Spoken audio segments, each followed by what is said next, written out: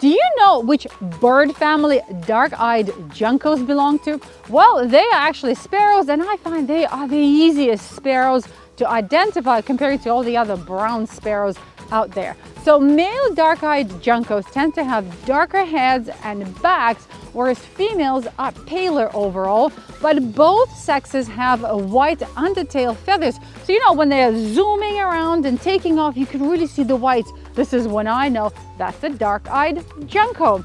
Here in southern Quebec, we mostly see them in the winter.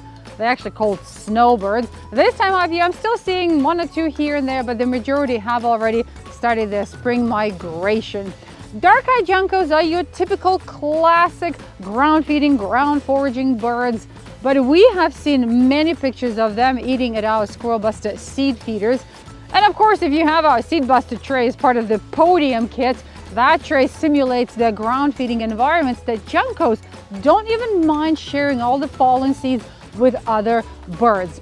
But for me and Sandra from our customer care, we find that our dark-eyed juncos prefer our Squirrel Buster Finch feeder filled with Nyjer seed, especially if it's placed away from all the other bird feeding stations that we have. It seems like our dark-eyed juncos prefer to dine alone.